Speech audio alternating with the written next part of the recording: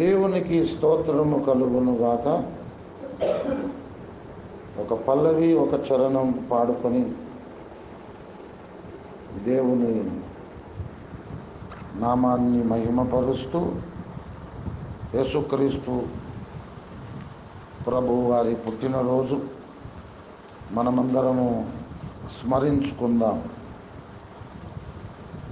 నా యేసురాజు నాకై పుట్టిన రోజు, నా యేసురాజు నాకై పుట్టిన రోజు, క్రిస్మస్ పండగ గుండె నిండుగా, క్రిస్మస్ పండుగ గుండె నిండుగా, happy happy Christmas, merry merry Christmas, happy happy Christmas, merry merry Christmas.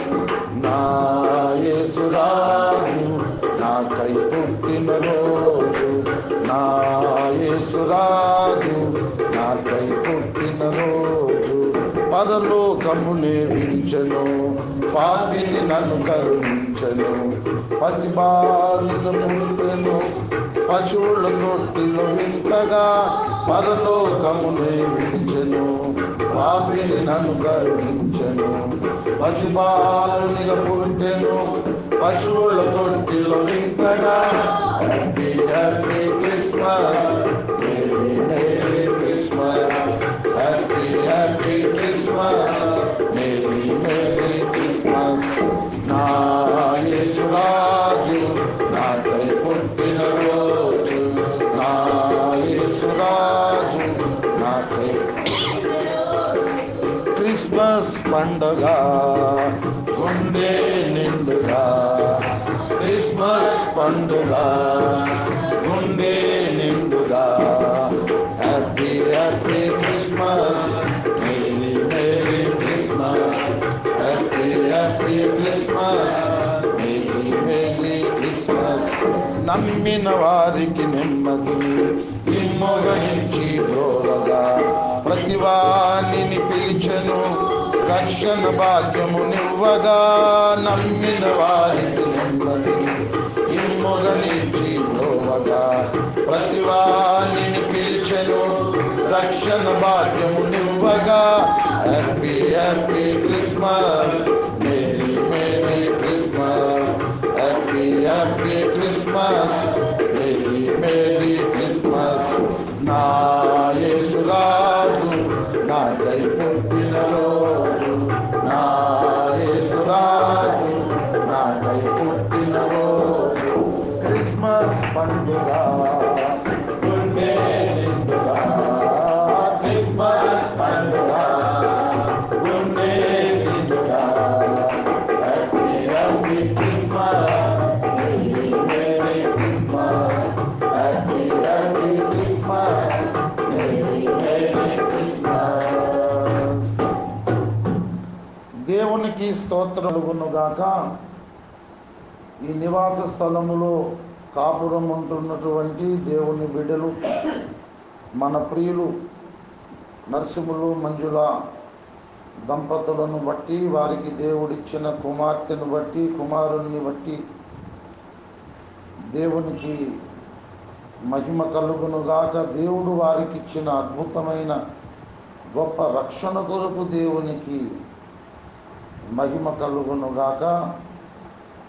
ఈ సమయంలో దేవుని పరిశుద్ధ వాక్యములో నుండి ఒక మాట మనం చదువుకొని ఒక 5 నిమిషాలు దేవుని వాక్యము శ్రద్ధతో మనం ఆలకించుదాం.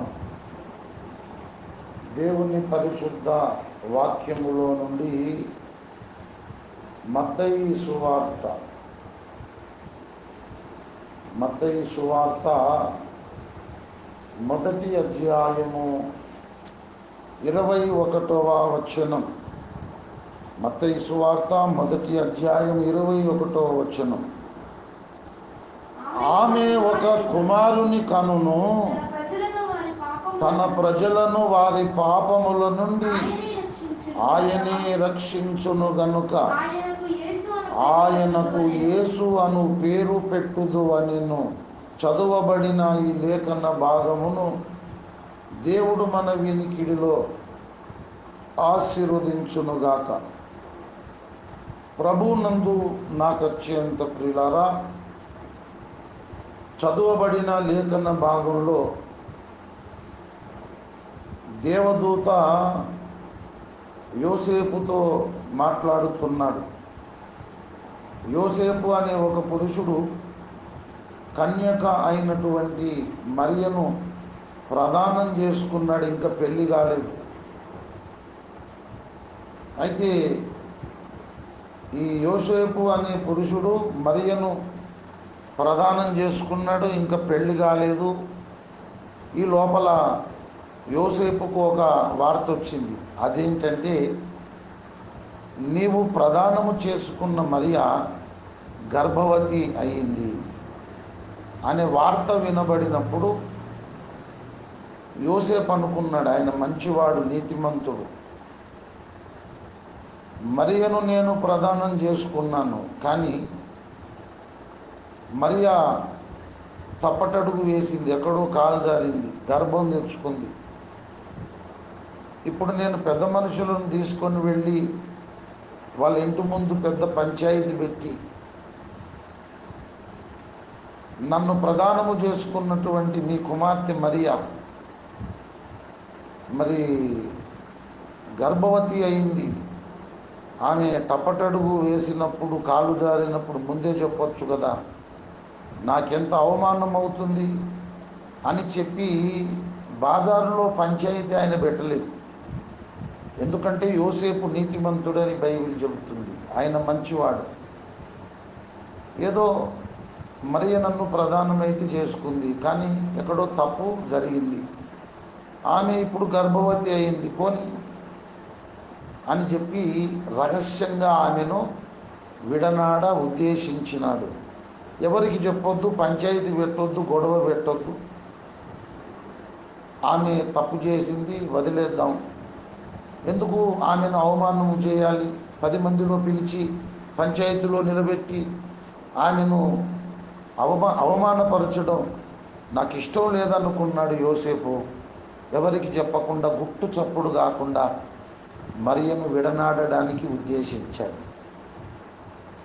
అయితే దేవదూత ప్రత్యక్షమై యోసేపుతో మాట్లాడుతున్నాడు.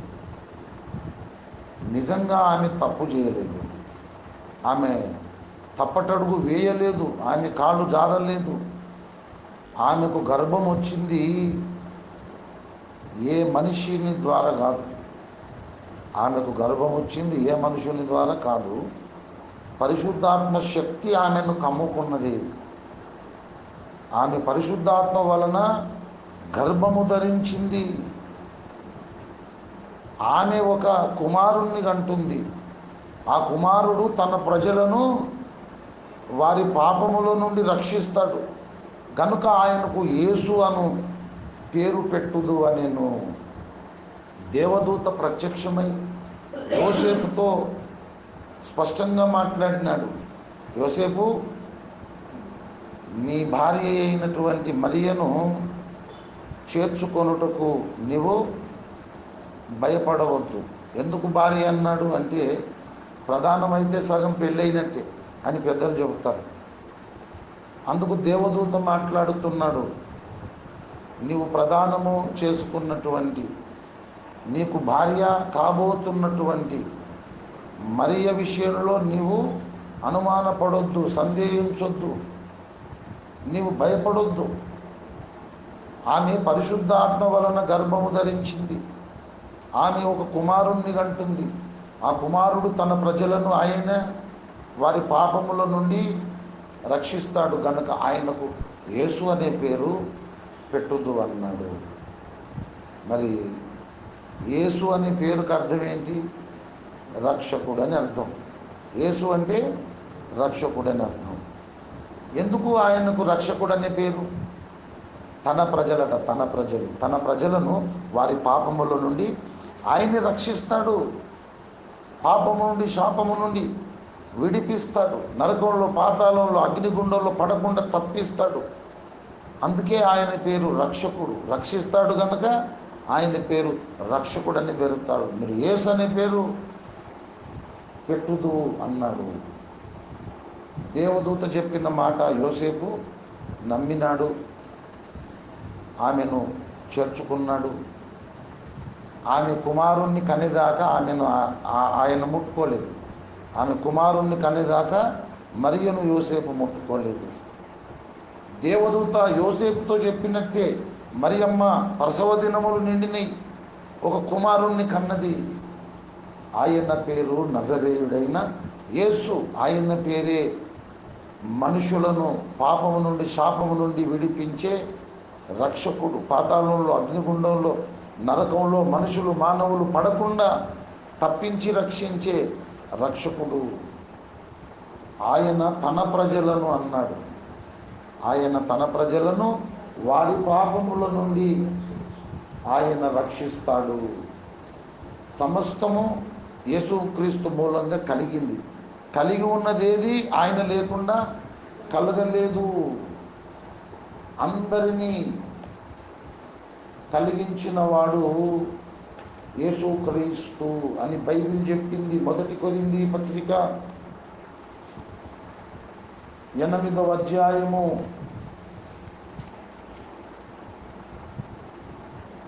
5వ వచనం, దేవతలనబడిన వారును ప్రభువులనబడిన వారును అనేకులున్నారు.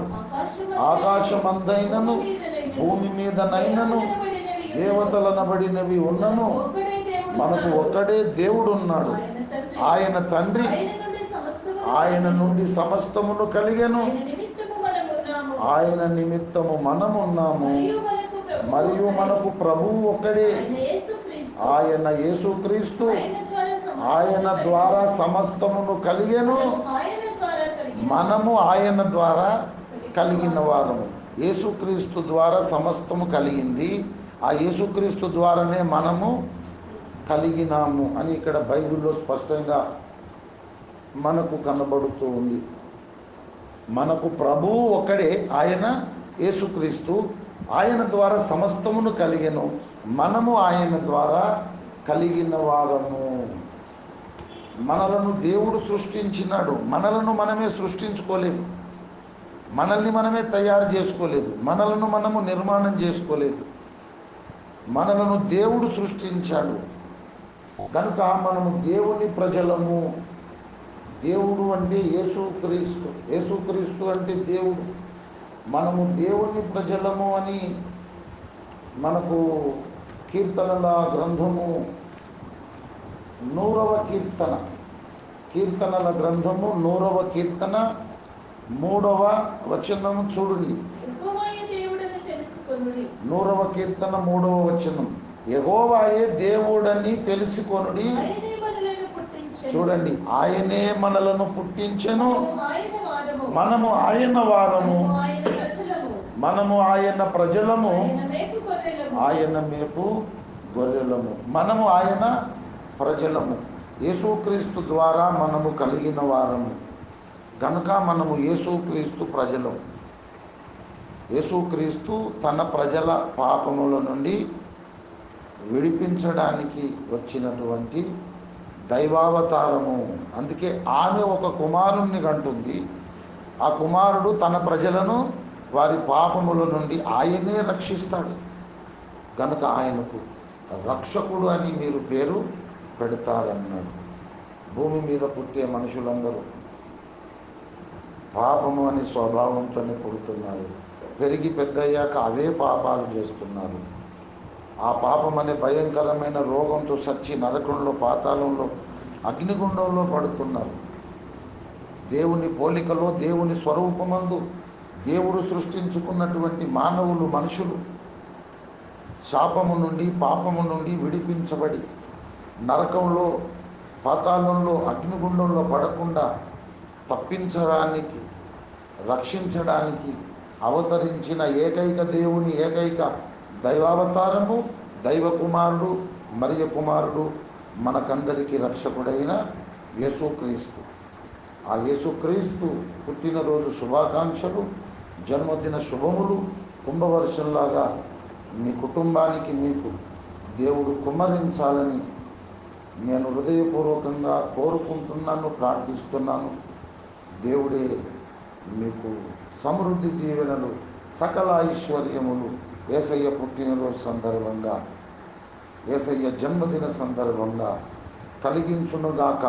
Happy Christmas, merry Christmas, merry Christmas, happy Christmas, happy happy Christmas, merry merry Christmas, merry merry Christmas. Happy happy Christmas. దేవునికి స్తోత్రము. ఈ సమయంలో దేవుని సేవకులు నరేష్ ప్రార్థన చేస్తాడు. అందరం ప్రార్థనలో ఏకీభవించుదాం.